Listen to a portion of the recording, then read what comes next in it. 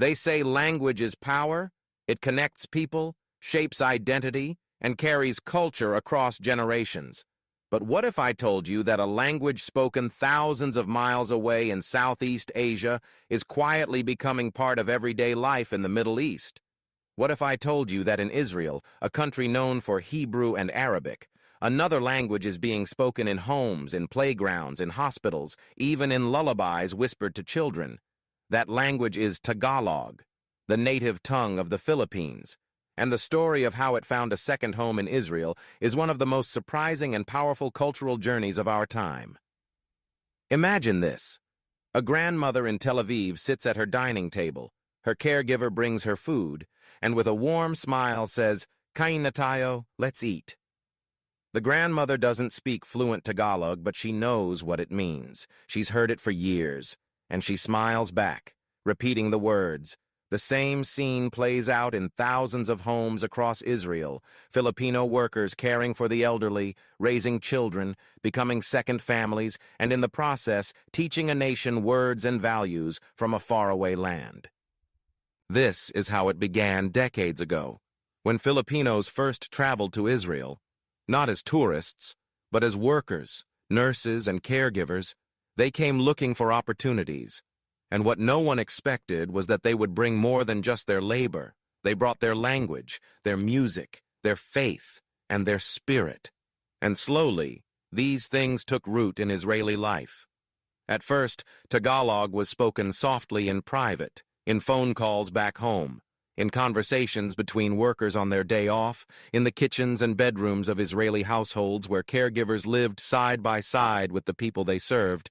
But little by little, Tagalog slipped out into the open, words of comfort repeated so many times that even those who didn't know the language began to understand. Maganda, umaga, good morning, kumusta ka, how are you, salamat, thank you.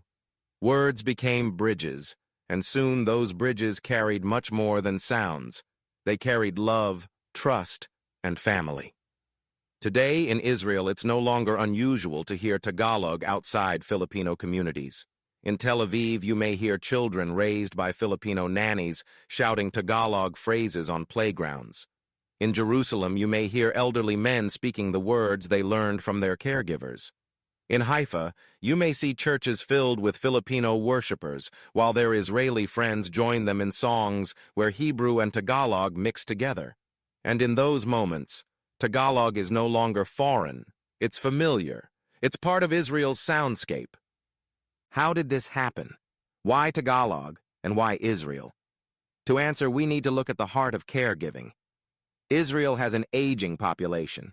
Many families rely on live-in caregivers to look after elderly parents and grandparents. These caregivers are often Filipino women, known around the world for their compassion and patience.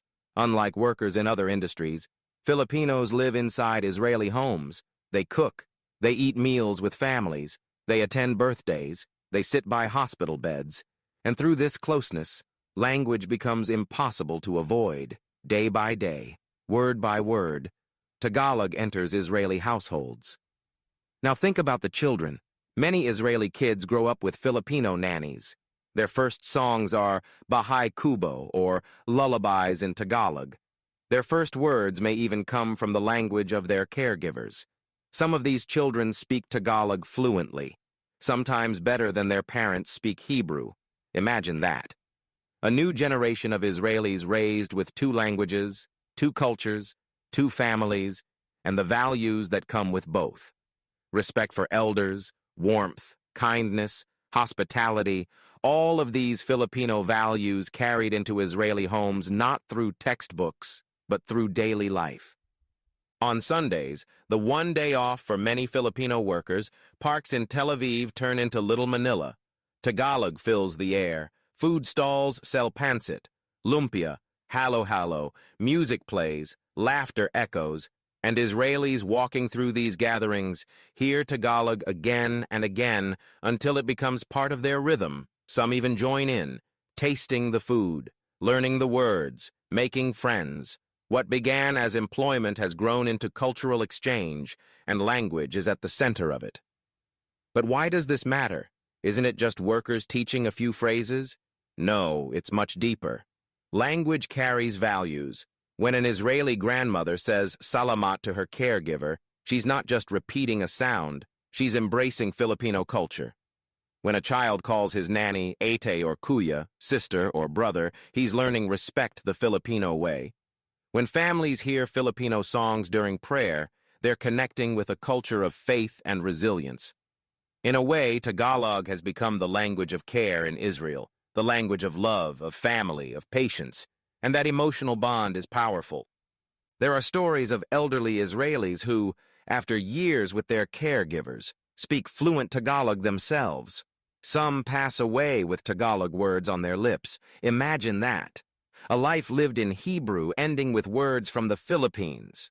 That's how deep the influence runs. Tagalog is not just learned, it's remembered. It stays in hearts long after caregivers move on. Even Israeli schools have noticed. Some students speak Tagalog with each other because it was the language of their childhood nannies. Hebrew and Tagalog blending together naturally. And while some critics say it's temporary, the truth is bilingual children carry those languages for life. Even if they don't use Tagalog daily as adults, it will always be part of their memory, their identity, and every time they hear a Filipino song or smell adobo cooking, those words will return. The numbers tell us over 30,000 documented Filipinos live and work in Israel. The real number likely higher, most work in caregiving. And this daily closeness, this one-on-one relationship with Israeli families, has created a cultural bridge stronger than any official agreement. This is people-to-people diplomacy, Filipinos becoming cultural ambassadors without even trying, spreading their language not through classrooms, but through kindness, patience, and daily care.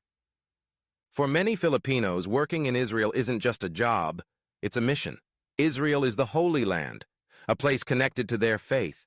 Serving here feels spiritual, like serving both people and God.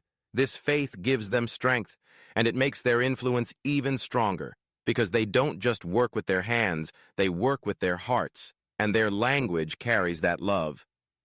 What does this mean for the future? It means Tagalog will continue to grow in Israel. More children will grow up speaking it, more families will embrace it, more friendships will be built upon it, and more Israelis will travel to the Philippines curious about the homeland of the people who cared for them.